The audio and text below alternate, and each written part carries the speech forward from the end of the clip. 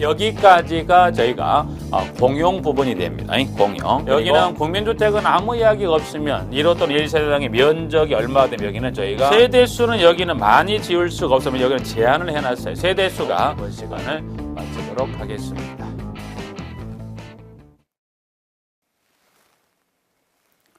자, 이번 시간 제가 주택의 분류에 대해서 한번 살펴보도록 하겠습니다. 주택의 분류입니다. 자, 주택의 분류는 크게 보면 저희가 양가로 1번의 단독주택과 두 번째 저희가 공동주택에 관한 부분으로 분류를 나누게 됩니다. 그래서 저희가 주택의 분류다 해서 나옵니다. 자, 주택의 분류는 질문은 주택의 분류를 하게 되면 저희가 단독주택과 공동주택입니다. 자, 단독주택 하게 되면 지금 단독주택에서 분류를 저희가 네 가지를 나누고 있습니다. 그러면 단독주택 하게 되면 일단은 제가 동그라미 1번에 저희가 이 협의의 단독주택과 2번의 다중주택, 3번의 다가구주택, 4번의 공관해서 일단 네 가지 분류 있습니다. 일단 그러면 여기서는 일단 제가 이제 볼 거는 협의의 단독주택과 동그라미 4번의 공관은 그 분류만 정리하는 거고, 동그라미 2번에 다중주택에다가 이 단독주택 중에 보면 저희가 다중주택 잠깐 볼까요? 다중주택은 제가 지문 나와 있듯이 세 가지 요건을 갖추라고 그랬어요. 그래서 다음의 요건 모두를 갖춘 주택이다 그래서 제가 학생 또는 직장인 등 여러 사람이 장기간 거주할 수 있는 구조로 되어 있을 것. 니은 독립된 주거 형태를 갖추지 아니한 것. 그럼 여기서 말하는 독립된 주거 형태를 갖추지 아니한 것이라는 건 양가로 가보면 각 실별로 욕실은 설치할 수 있으나 취사시설은 설치하지 아니한 걸 의미한다. 그래서 여기를 독립된 주거 형태를 갖추지 아니한 것, 그리고 연면적이 330제곱미터하고 층수가 3층 이하더라. 그래서 다중주택 연면적이라는 건 이거죠. 하나의 건물이 있으면 하나의 건물이 있다 그러면 여기 보면 다중주택은 세 가지 조건을 갖춥니다. 보시면 여기 보면 지문 중에 보면 저희가 세 가지입니다. 세 가지 중인데 그 연면적이라는 건 건물 각 층의 이 바닥 면적을 다 더한 거라서 1층, 2층, 3층 이 각 층의 바닥 면적을 다 더한 걸 요거를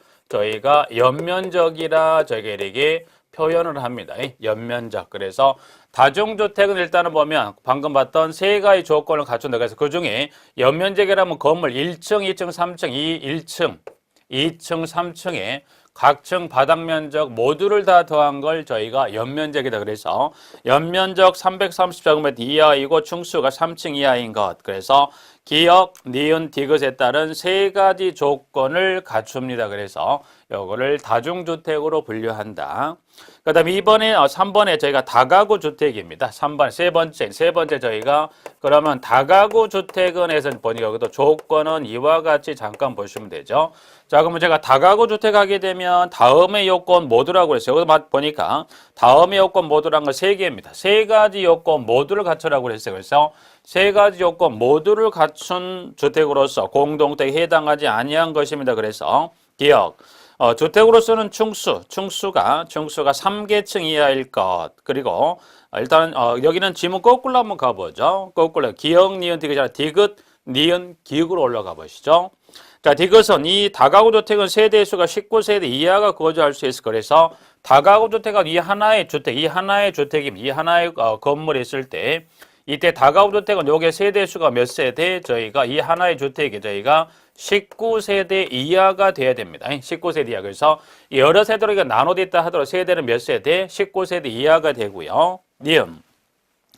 1개동의 주택으로서는 바닥 면적의 합계가 660제곱미터 이하일 것. 그래서 1개동의 주택으로 쓰이는 바닥 면적 합계가 660제곱미터 이하일 것. 그리고 기억.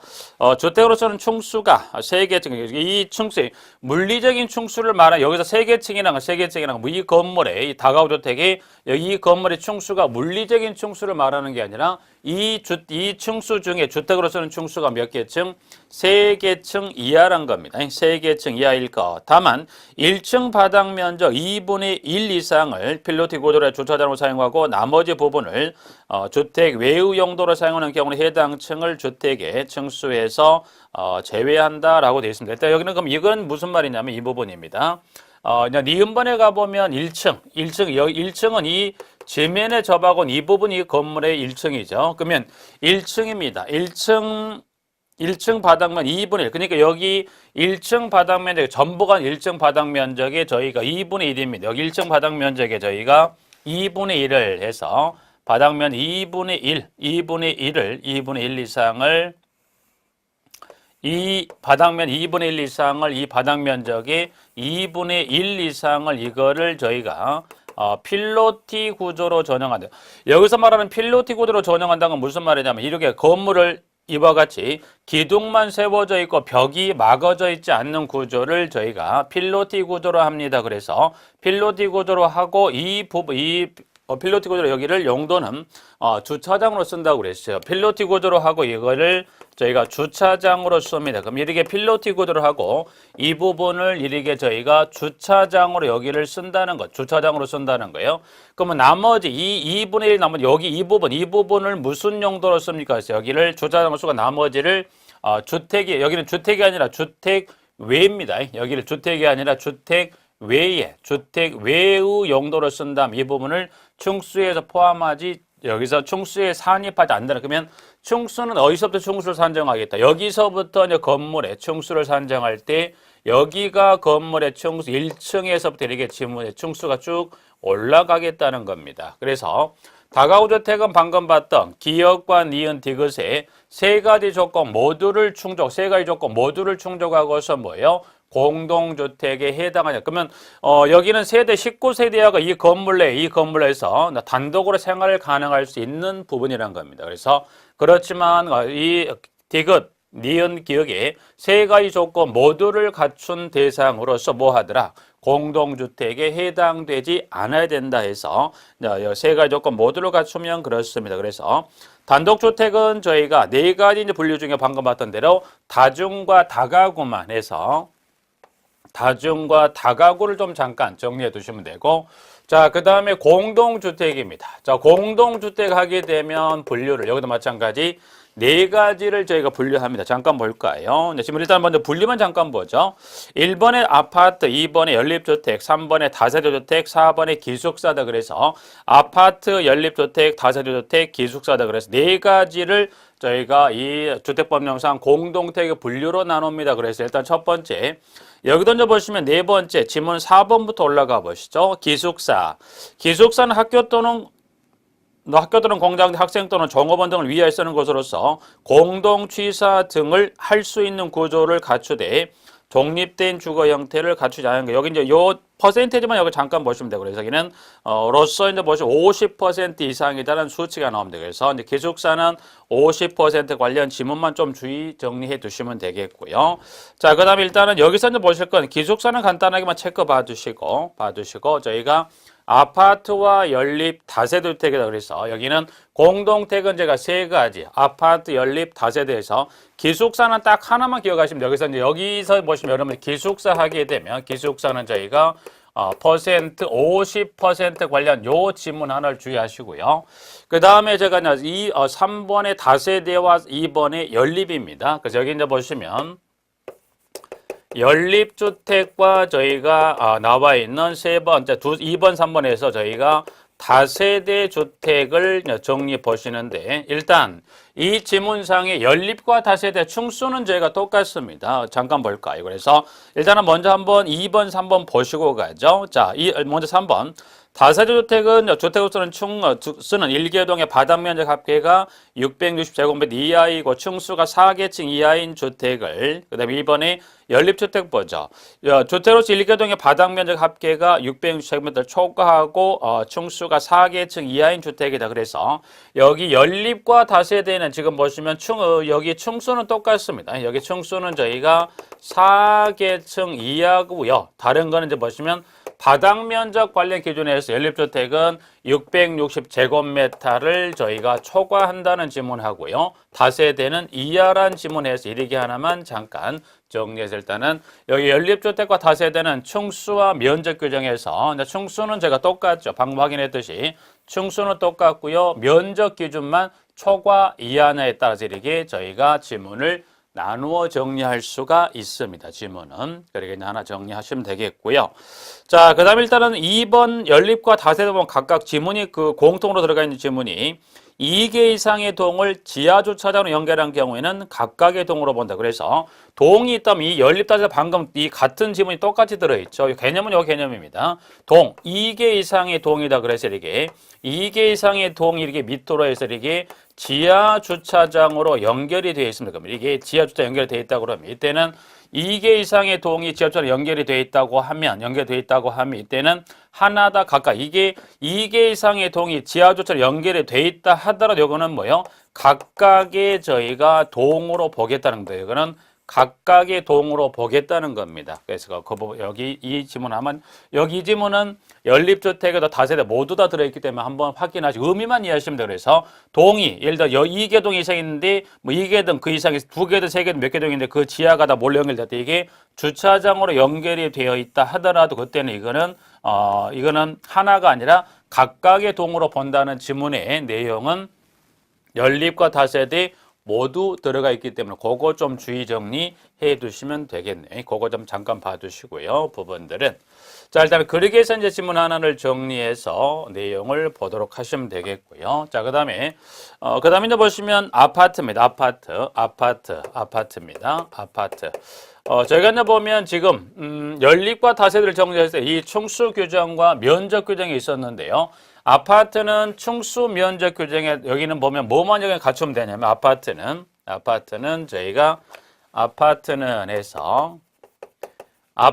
제가 여기는 보면 여기는 충수 면적에서 여기는 아파트는 주택으로서는 충수입니다. 그래서 충수가 저희가 5개층 이상만 되면 됩니다. 그래서 주의하실 건 아파트는 지금 보면 면적에 관한 규정이 절대 나오면 안 돼요. 그래서 아파트는 이제 보시면 지금 나와 있듯이 플러스 면적은 얼마가 필요하다고 그래서 이 면적에 관한 규정 아파트는 필요가 없습니다. 한번 확인해 보죠. 그래서 질문의 1번 아파트는 지금 딱 보면 뭐밖에 없어요. 주택으로서는 충수가 5개층 이상인 주택을 말합니다. 그래서 아파트에서 지문 나와 있습니다. 1번 하나 체크해서 그럼 1번, 2번, 3번하고 4번에서 일단 보시면 기숙사, 연립 다세대, 아파트다. 그래서 공동택은 이와 같이 4가지 분류로 나눈다는 지문에다 플러스 하나를 더 정리하시는데 자, 좌측 공동택 하면 제가 세 번째 줄에 가보면 아파트와 연립주택의 충수를 산정할 때 여기는 무슨 주택, 무슨 주택? 이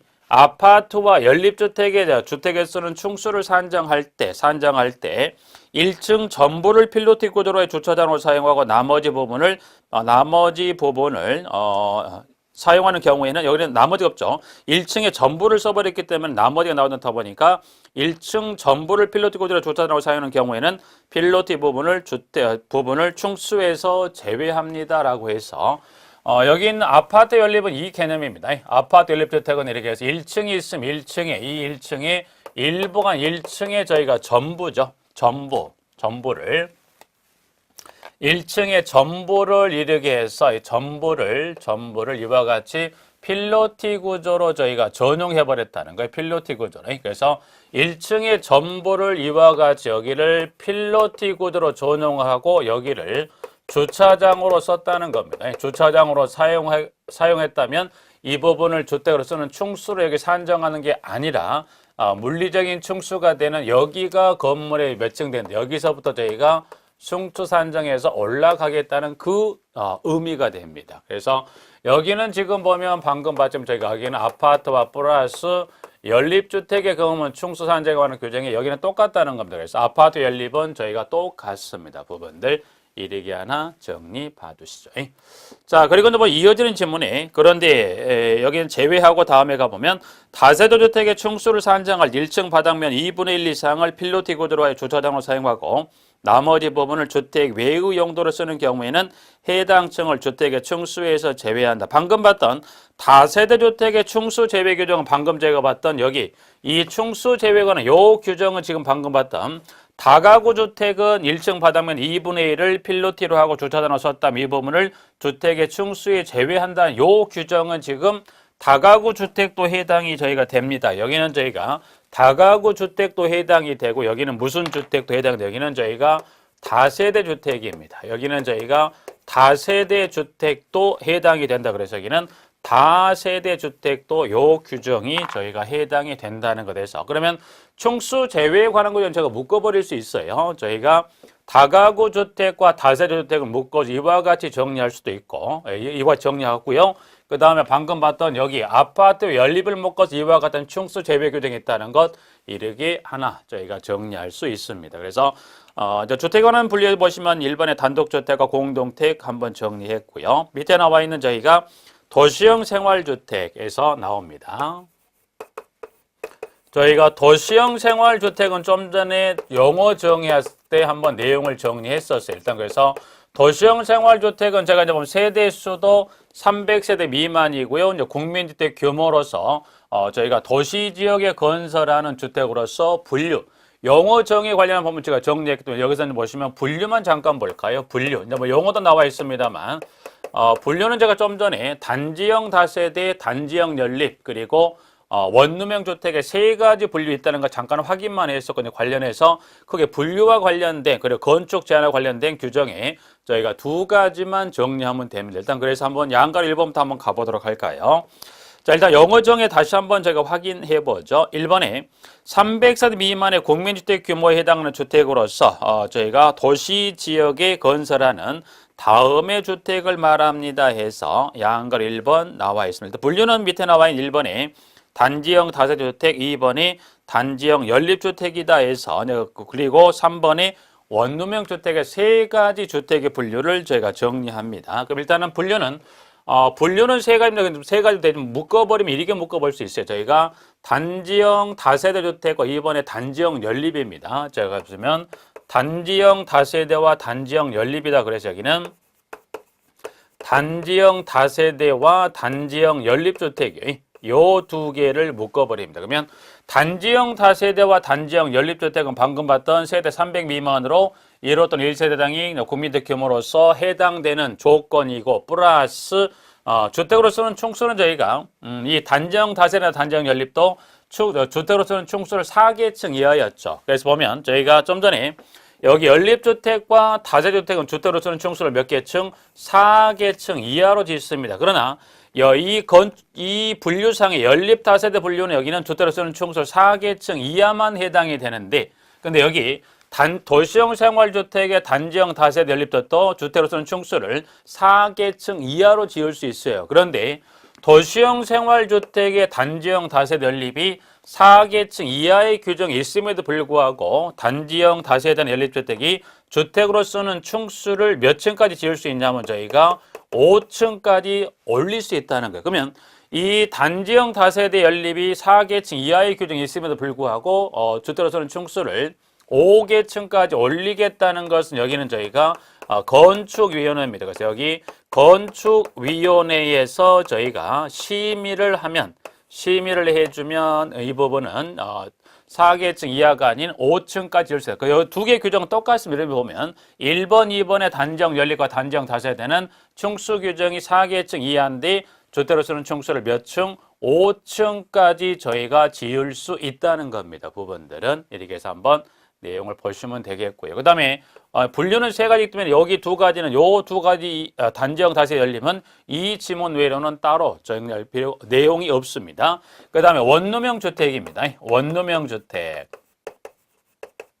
저희가 원룸형 주택은 제가 이제 보시면 원룸형 주택은 지문에 보면 동그라미 3번에 아파트 연립 또는 다세주택까지의 어느 하나에 해당하는 주택으로서 다음의 요건을 모두 갖춘 제가 좀 전에 봤던 여기 있었죠. 공동택 분류 중에 아파트, 다세대 연립 이 세 가지 주택 중에서 다음의 요건을 충족하면 뭘로 분류하겠다. 이거를 도시형 생활주택의 원룸형 주택으로 분류하겠다 해서 지문에 가보시면 기역, 니은, 디귿, 리을의 네 가지 조건을 충족한다면 그래서 여기 원룸형 주택으로 분류하려면 조건은 몇 가지 조건을 충족한다고 그러면 여기는 조건은 보면 네 가지입니다. 그래서 여기는 기역과 니은과 저희가 디귿과 그리고 니을 요 네 가지 조건을 충족한 거 이거를 이 조건이 충족이 된다면 이거를 원룸형 주택으로 분류한다. 그래서 그 지문의 첫 번째 가면 기억에 세대별로 독립된 주거가 가능하도록 욕실 부엌을 도란 겁니다. 그렇죠?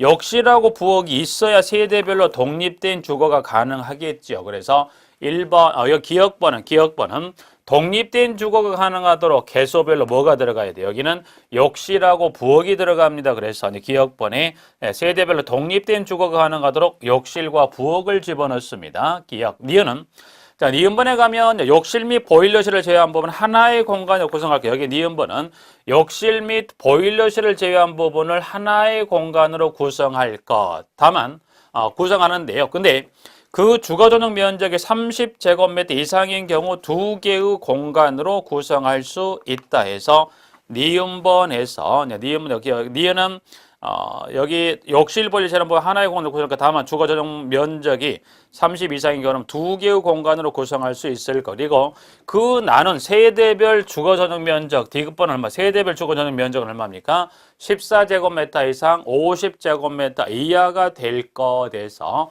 기억, 니은, 디귿의 부분과 그리고 원룸형 주택 각 세대는 어디는 들어가면 안 됩니까? 여기는 지하에는 들어간다. 그래서 각 세대를 지하층에 설치하지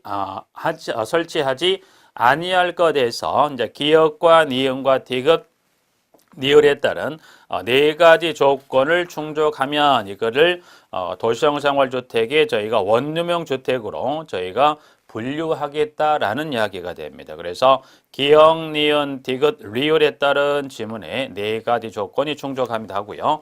자, 그 다음에 건축 제한이라는 건 여기 이제 이 분류에 관한 지문에서 단지형 다세대 단지형 원룸형 주택에서 이제 분류상이 두 개 하나에서 일단 여기 분류에 관한 세 가지 관련 분류에 따른 주택에 관한 내용을 잠깐 정리했고요. 그 다음에 건축 제한이라는 건 무슨 이야기에 대해서 동그라미 1번하고 2번인데 도시형 생활주택가 한 지붕 아래 들어갈 수 있는 경우도 있고요. 또 한 지붕 아래 들어갈 수 없는 경우도 있다는 겁니다. 그래서 질문의 1번에 보면 제가 하나의 건축물에는 도시형 생활주택과 그 밖의 주택을 함께 건축할 수 없다. 그러니까 하나의 건물을 지을 때 그 건물에 도시형 생활주택과 그 밖의 주택을 함께 건축할 수 없으며 그리고 단지형 연립주택 또는 단지형 다세대주택, 그냥 같은 분류에 해당되는 단지형 연립 또는 단지형 다세대주택과 플러스 원룸형 주택도 함께 지을 수가 없다는 겁니다. 그래서 일단 1번의 그 두 가지 경우는 함께 건축할 수 없는 경우에 따른 지문을 설명하고 있고요. 2번은 저희가 원룸형 주택과 그 밖의 일세를 함께 건축하는 1번은 함께 건축할 수 없는 경우만 2번은 함께 건축할 수 있는 경우에 따른 설명을 하고 있습니다. 그래서 동그라미 2번에 원룸형 주택과 그 밖의 주택 1세대를 함께 건축하는 경우와 그리고 준주거 지역 또는 상업 지역에서 원룸형 주택과 도시형 주택 외의 주택을 함께 건축할 수 있다. 그래서 여기는 건축 제한 규정에 따른 부분에 따라서 여기는 함께 건축이 가능한 두 가지만 잠깐 보실게요. 그럼 결국 네 가지 경우 중에 둘은 함께 지을 수 없고요. 둘은 함께 지을 수 있다는 거기 때문에 함께 건축이 가능한 경우는 일단은 보시면 나와 있듯이 원룸형 주택과 원룸형 주택 그 밖의 주택 1세대는 함께 지을 수 있고요. 플러스 그 다음 두 번째는 원룸형 주택과 플러스 저희가 도시형 생활주택 외의 주택은 함께 지을 수 있다. 네. 그래서 원룸형 주택 1세대는 함께 건축할 수 있고요. 그 다음에 원룸형 주택과 도시형 주택 외의 주택을 함께 지을 수 있다. 그럼 여기는 이 원룸형과 도시형 외에는 함께 지을 수 있다라고 하면 반드시 뭐가 나와야 돼요?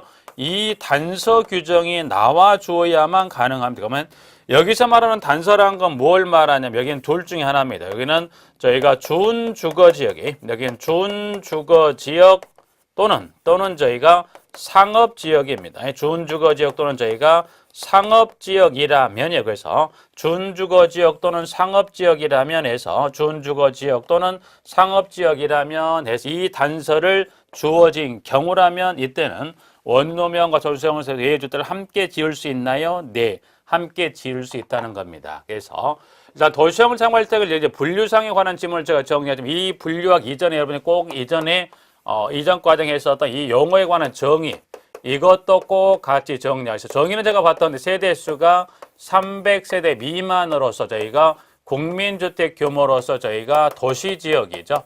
도시지역에 건설한 경우로서 분류는 방금 봤던 하나, 둘, 셋에 관련된 요 부분과 플러스 함께 건축할 수 있는 경우 두 가지 경우도 있고 좀 전에 봤던 질문 1번에서 함께 건축할 수 없는 경우 두 가지를 설명하고 있다는 겁니다. 그래서 일단은 도시형 생활주택까지 해서 한번 이렇게 내용을 정리해 두시고요. 자, 그 다음에 이어지는 지문에 가보시면 저희가 세대 구분형 공동주택입니다 해서 지문이 나와 있습니다. 이 세대 구분형 공동주택 한번 정리해 보도록 하시죠.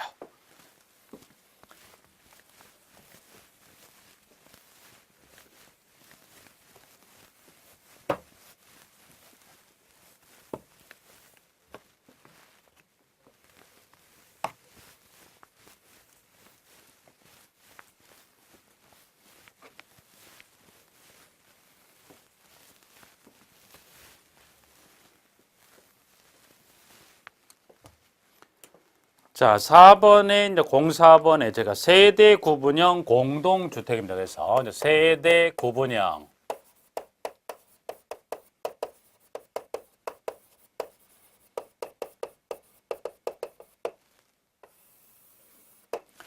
자, 세대 구분형 공동주택입니다. 일단 여기는 먼저 용어 정의입니다. 용어 정의. 그러면 여기도 용어 정의는 한번 제가 살펴봤는데 용어 정의 가장 포인트가 되는 건 뭐예요? 하나의 세대, 즉 전유분 한 세대가 살 그거를 두 개 세대로 나눴을 때 포인트가 되는 것은 여기는 구분 소유가 안 된다는 구분 소유가 인정되지를 않습니다. 그래서 정의가 그럼 이 구분 소유할 수 없는 이 대상의 세대 구분형 공동택은 어떤 조건이 충족돼 이와 같이 세대 구분형 공동택을 지을 수가 있는지 일단 용어 정의 다시 한번 확인하고 들어가 볼까요?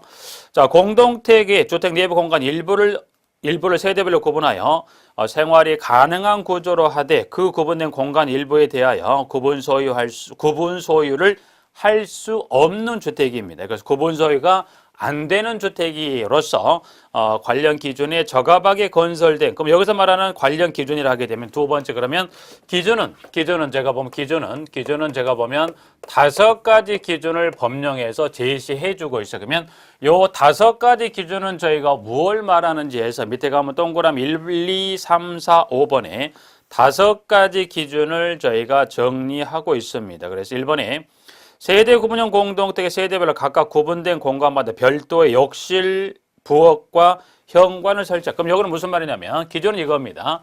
기존 한 세대였던 요 공간, 이 공간을 하나였던 요 공간을 이거를 저희가 두 개의 공간을 이걸 나눈다는 얘기죠. 그래서 기존에 한 세대였던 이 기존에 한 세대가 살 수 있게 구획된 요 부분을 이렇게 해서 한 세대에서 이제 이 기존 하나였던 세대가 이렇게 두 세대의 거주 공간 이거를 나누자는 거예요. 그러면 세대별로 각각 독립되게 생활이 가능하려면 지문에 나와 있듯이 욕실과 부엌과 현관이 각각 이 세대별로 욕실, 부엌, 현관을 따로 넣어야 되고요. 그리고 세대별로 구분된 각각의 공간은 이 각각의 공간의 면적이 14제곱미터 이상이 되고요. 그리고 하나의 세대가 이거를 나누어서 사용하는 경우도 이게 필요하다면 요 공간 이렇게 구분해서 사용하기도 하지만 필요하다면 이거를 통합합니다. 이거를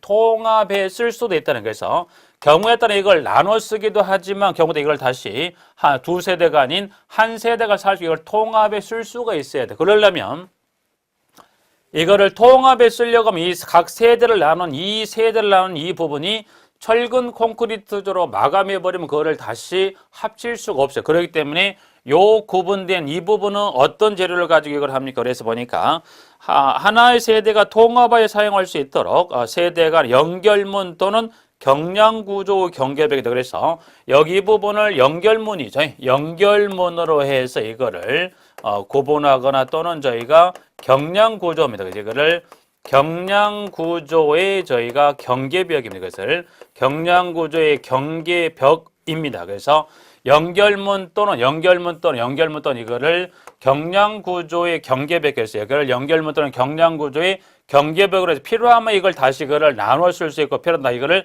다시 통합해 쓸 수 있도록 이 나눈 이 부분을 연결문 또는 경량구조라는 걸 쉽게 말하면 어떤 걸 말하냐면 조그마한 충격에 의해서 쉽게 파괴될 수 있는 구조를 말해요. 그래서 그와 같은 구조의 경건 쉽게 보면 우리 흔히 말하는 쉽게 뭘 생각할 수 있냐 여러분이 조립식 건물을 지을 때 우리가 쓰는 그 재료가 저희가 이 샌드위치 판넬이라고 하는데 그 샌드위치 판넬을 예를 들어 설명드린 거예요. 이제 그 부분에 이거를 구획을 해놓으면 이거를 예를 들어서 철거에 훨씬 용이하겠죠. 그래서 두 가지 중에 하나에 해당되는 기준을 통해서 이거를 필요하면 나눌 수 있고 통합할 수 있도록 그런 재료를 쓰세요. 3번, 4번.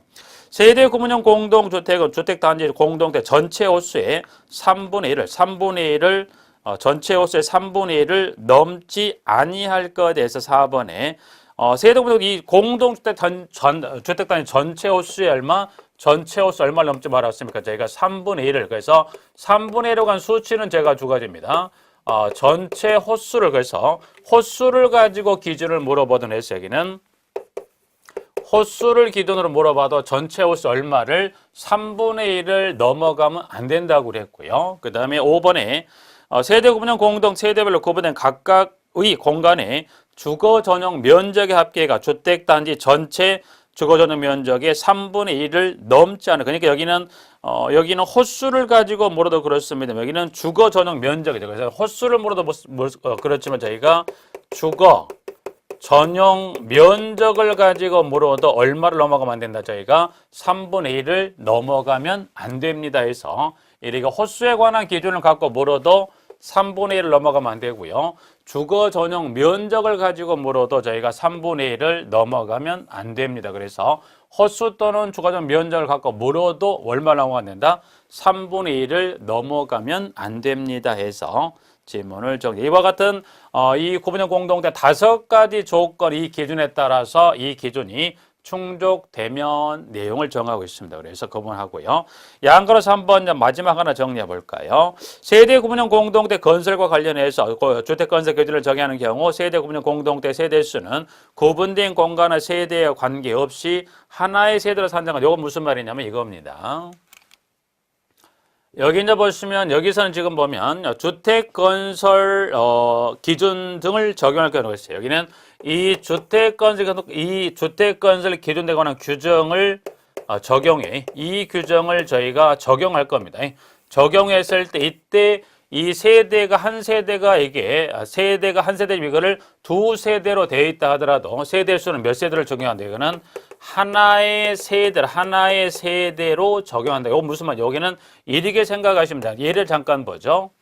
자, 공동주택 가장 쉽게 접근하기 위해서 여러분이 관리사무소가 있어요. 관리사무소. 그러면 관리사무소를 설치하는 것은 설치하기 위해서는 면적이 필요합니다. 그러면 관리사무소 설치하는데 이때 면적을 계산하는데 이 면적 계산의 기준은 뭘로 하냐면 그 공동주택에 공급되는 단지의 세대수가 몇 세대냐 그래서 그 단지의 세대수가 이게 몇 세대냐에 따라 이 세대수에 따라서 그래서 여기는 이 공급된 주택 세대수에 따라서 뭐가 달라지는 거예요? 그 공급되는 관리사무소 면적이 달라져요. 그럼 예를 들어서 이와 같이 세대는 여기 한 세대로 공급은 되지만 이렇게 세대수가 두 세대로 공급됐다면 여기는 세대 그럼 이 구분형 공동체의 경우라면 이 관리사무소 면적을 결정하는 기준이 되는 세대수에 관한 요 기준을 적용할 때 세대수 기준을 적용할 때 이때는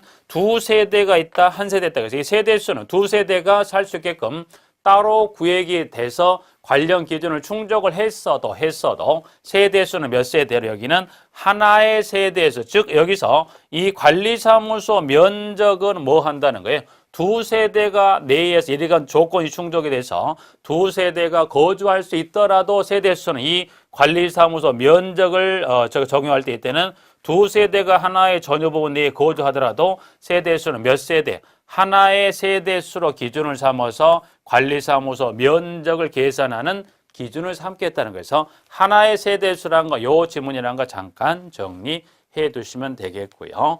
자, 그 다음에 건강친화형 주택은 아까 용어에 제가 잠깐 살폈으니까 그래서 1번에 용어 정의.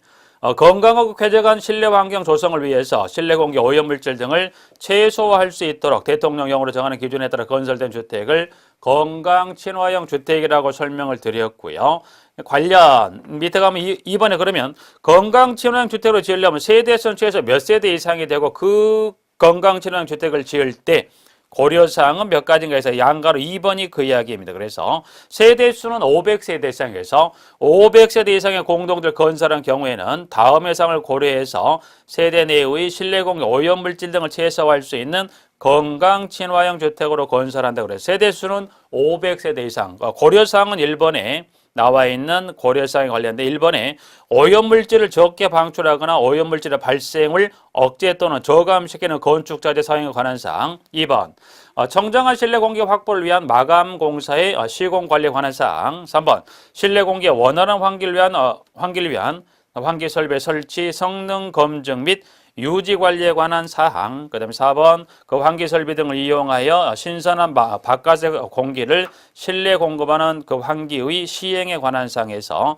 1번부터 저희가 4에 관련된 그 사항에 관한 부분에 따른 질문을 정리하고자 합니다. 부분들은. 그래서 일단은 요 네 가지를 고려해서 세대에서 500세대 이상을 지으려고 하면 건강 친화형 주택으로 저희가 짓고자 합니다. 나와 있고요. 자, 한 장을 넘기면 제가 이제 보면 공동택 관련한 부분에 대해서 몇 가지 특성에 관한 내용 몇 가지를 잠깐 좀 정리하도록 하죠. 자, 그 다음에 공동주택 관련된 부분을 정리하는 부분들 중에 공동주택의 제가 이제 보시면 공동주택의 저희가 특성 간단하게 몇 가지만 잠깐 필요한 거냐고 저희가 설명 또는 판서를 통해 설명을 드리죠. 공동택 장단점을 한번 읽어보시면 돼요. 장점은 뭐 기억에서 미음, 그다음 단점은 기억에서 미음에서 여기는 뭐지 각각 장단점을 가지고 물어보지는 않습니다. 그래서 그거 한번 간단히 읽어보시고요. 출입구조만 잠깐 보시죠. 출입구조. 출입구조라면 일단 크게 보면 세 가지 출입구조, 그 공동도 들어가는 출입구조 이와 같은 형태다. 그래서 크게 이제 보면 1번에 갑복도형. 갑복도형으로 보시면 갑복도형이라는 건 뭐 여기는 보면 여러분이 통상 복도식 아파트 있죠. 그래서 여기는 갑복도형이다. 그래서 출입구조는 세 가지인데 그 중에는 보면 이게 갑복도형입니다.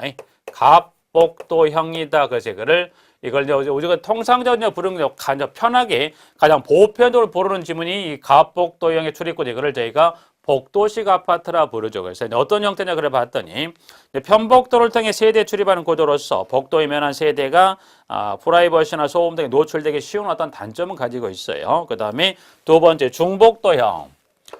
중복도형은 이제 보시면 중복도형 잠깐만요. 그러면 중복도형은 보면 중복도형의 출입구조를 띈 공동택 여러분이 쉽게 찾아볼 수 없죠. 갑복도형은 가장 지금까지 공급된 공동택에서 대다수의 많은 공동택이 기존이라고 그랬어요. 지금은 이 갑복도형 공동택은 없습니다. 신설 공급대로 기존에 지어진 공동택만 볼 수 있는 거고요. 중복도형도 기존에 지은 이거는 초창기 초반에 잠깐 공급하다 말아버렸어요. 왜냐하면 중복도형의 출입구조라는 건 이걸 말합니다. 중복도형 말 그대로 보면 복도인데 이 복도 중간에 복도가 중간에 있다는 거에서 이 중간에 복도를 뒀어요. 중간에 복도를 두고 세대를 서로 마주보게 배치했습니다. 세대를 이렇게 서로 마주보게 배치한 형태의 출입구조를 띈 공동주택입니다. 그래서 이와 같이 세대를 서로 마주보게 이와 같은 형태로 세대를 배치했다. 그래서 이게 중간에 복도를 뒀다. 그래서 이걸 중복도형의 출입구조를 띈 이런 형태의 공동택이 있었습니다. 지금도 보면 오래된 한 20에서 한 25년 그 사이 내에 지어진 초창기 공급이 됐던 공동택 잠깐 보였어. 근데 이거는 장점보다 단점이 많다 보니까 공급해놓고 이게 잘 소유자들 입장에 어떤 구미에 맞지 않다 보니까 초창기 사업체 잠깐 지었다가 이후는 지었지 않다 보니까 찾아보기 쉽지 않다. 그래서 이제 복도를 중심으로 각 세대를 마주보게 배치된 구조로서 프라이버시, 소음, 사생활 등이 노출되기 쉽고 하재 시에는 그 중간에 있는 복도가 연통 역할을 해서 매우 위험할 수 있다는 겁니다. 이제 중복도형 하나 정리하고요. 그 다음에 계단시령. 저희가 이제 계단시령 보면 이거는 뭐, 요 갑복도형이 주춤하면서 가장 계단시령 공동택이 공급되고, 지금도 이제 뭐 좀 다양한 형태로 조금 이게 업그레이드 되면서 계단시령 공동택이 공급되는 걸 말하죠. 그래서 이제 계단시령 공동택. 이제 가장 쉽게 보면 우리가 가장 뭐 볼 수 있는 거 보면 이게 엘리베이터 있죠. 엘리베이터 이제 이 승강로가 있으면 엘리베이터에 내리게 되면 좌든 우든 해서 바로 세대에 바로 들어가는 이 형태를 계단 실형 출입 구조를 띈 공동택에서 갑복도형은 초창기 공동택 우리나라에 보급이 돼서 가장 많이 보급이 됐었고요.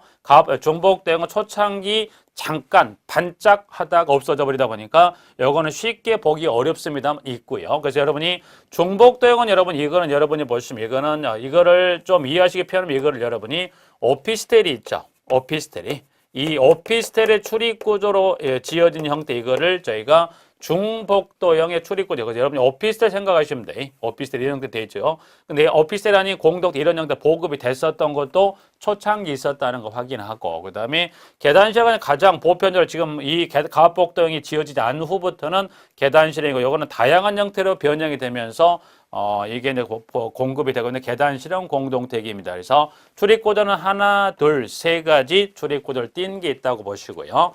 단면 형식은 각층 또는 스키플러형이 있고요. 스키플러형. 난방 방식에 따른 분류는 개별, 중앙, 지역 난방입니다. 그래서 난방 방식에 따른 간단하게만 보죠. 저희가 난방 방식 이겁니다. 난방 방식입니다. 그래서 난방 방식에 따른 분류입니다. 분류.